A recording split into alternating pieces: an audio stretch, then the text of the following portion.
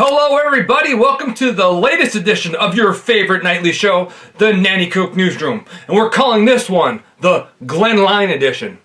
But we'll get to that soon. Because this morning, I woke up and there was a lot of buzz going on about one of the photos in my show yesterday. The man driving the riding lawnmower through the Burger King drive-thru in Nanticoke.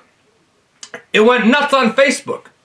Actually, KRZ shared my personal post of the guy driving through the Burger King drive-thru in a lawnmower, a tractor. So, I don't know if you saw this last night. I posted it on Facebook. It was after the show already aired. Apparently this guy gets around Nanticoke a lot on this tractor. A worker at the CVS, where our former middle school grounds, CVS on Kosciuszko Street, replied to my post and said that she took this picture in December outside CVS. So obviously the guy used the lawnmower to get around. So maybe the lawnmower has better gas mileage than some of our cars. We should probably look into it. And I did make a little joke yesterday. I said something like the guy's probably from Glen, Lyon. And I did make a couple other Glen Lyon jokes yesterday, probably too. And then I probably made a Glen Lyon joke almost every episode so far, right? I kind of think I used some phraseology to make the Glen Lyon people maybe not as smart as me or other people. Well, I want to let you know, I have a lot of respect for Glen Lyon. Like, my grandparents were born at St. Adalbert's Church there. I've dated some girls from Glen Lyon. Some of my best friends are from Glen Lyon, like Adam Gorney, the Gorneys, and Kevin Zarnecki and the Zarneckis. So, definitely, one thing you really gotta know is I love Glen Lyon, actually. Like Trump says about everything, he loves everything. I love Glen Lyon. But I really do. And you know what? I think that after Shirtgate the other day, I think we should start making these shirts. I designed on Photoshop today in 3 seconds. I do everything on Photoshop in 3 seconds, right? Like, I really do, because I'm not good at it, so I just want to get done as fast as possible. So these I love Glen Lyon shirts. These could go crazy, especially since I used someone else's copyright of the shirt, crossed out New York, and put Glen Lyon on. So that shouldn't be a copyright infringement because I added Glen Lyon. But to be truthful, there's always been a rivalry, a friendly rivalry, even in an intense rivalry between Nanticoke and Newport. And Glen Lyon, for the people in Glen Lyon, is in Newport. For all you people in Glen Lyon, Glen Lyon's in Newport. But I think you knew that at least, right? So there's always been a friendly rivalry. And even I was doing stories, when I was doing stories about the merger between Nanticoke and Newport Township High Schools in the late 60s after Newport High School burned to the ground. No. That's where the Mulishaks live now. See, if they didn't burn down to the ground, the Mulishaks wouldn't have their new compound at the old Glen Lyon, Newport Township School. Anyhow, always a friendly rivalry. So when I was doing stories a couple years ago on the 50th anniversary of the merger, I was looking back at some of the old stories, and look at this headline. You think me saying a few bad words about Newport's bad? Look at this. Vandals paint Nanticoke red while we don't have a police car to chase the vandals. But I guess some guys, police officers, in their personal cars found they painted the town red. Whose school colors were red back then? Newport, the Nutcrackers. So, our police car's down, the vandals are painting red all over the town. They blasted City Hall with paint. So then they go down to the school and they're at Lincoln Field. I guess that was the Nanticoke's football team at the time. And they catch the Nanticoke police in their personal cars, risking life and limb to save the city. And what happens? They see their Newport kids putting paint all over the football field, painting probably the field house or wherever it had back then. So you know what the Nanticoke cops did? They shot at them. They actually shot guns at... They didn't hit him, I guess, but not that we know of. I didn't see any follow-up stories that anyone got hit. So, that's shows you there's a little rivalry. So I think you could take a couple harsh words here and there, you people on Glen Line.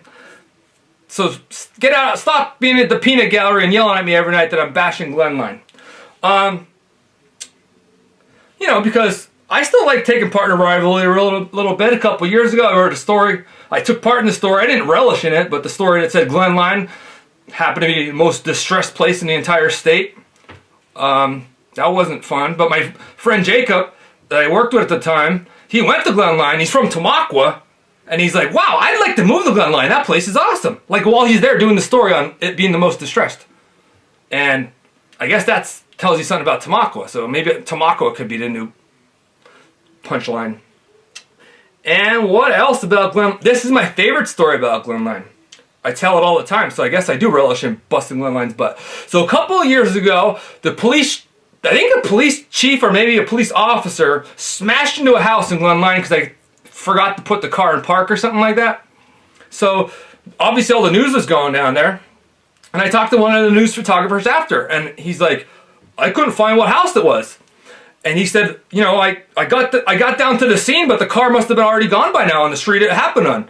So I called my news director and I said, well, where's the address? He's like, what do you mean what's the address? It's the house that a car smashed through it. And then the news photographer tells his news director, every house on the street looks like a car smashed through it. Glen Line, I'm sorry. Jack the Cat feature of the day. This is crazy. So as you know, I'll preface it why I have to preface it this way, but as you know, we've been working from home for like a month, and we had to take our work laptops home as well.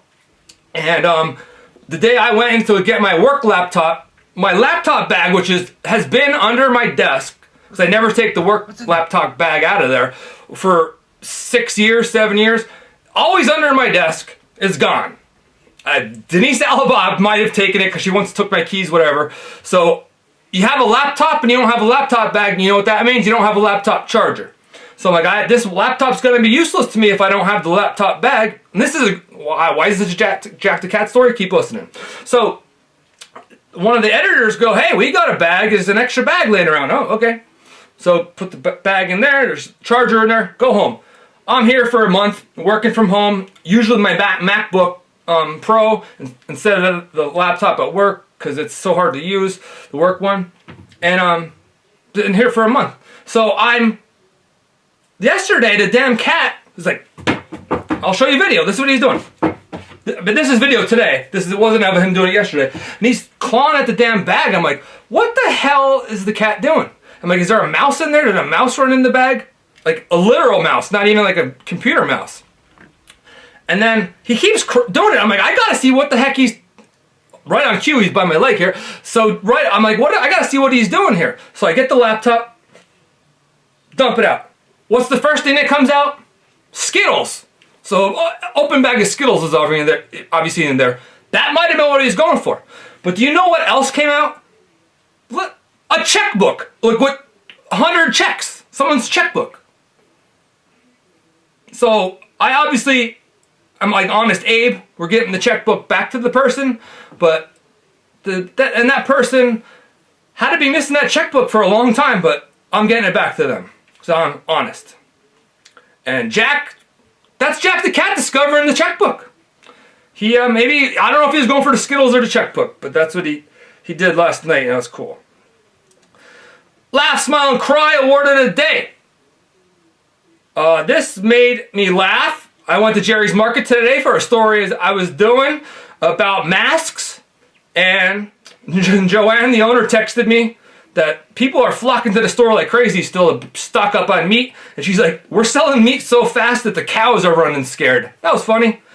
And I'm making this a random act of kindness, even though it was on my smile list. But the R Bar in Nanticoke and Newport, which used to be right next door to me, 2 doors down, loves their customers. They're great people. Support them. So one family, the Gibson family out of Nanticoke, Mandy and Steve and their kids, posted a photo on Facebook showing how they personalized the names on their order today, on their takeout orders, all the names of the family members of the kids and the parents, and that was, a heartwarming thing. And it's the Cliff Lewis random act of kindness award for the day for always going in above and beyond our bar, Lauren, Lindsay, and everyone else.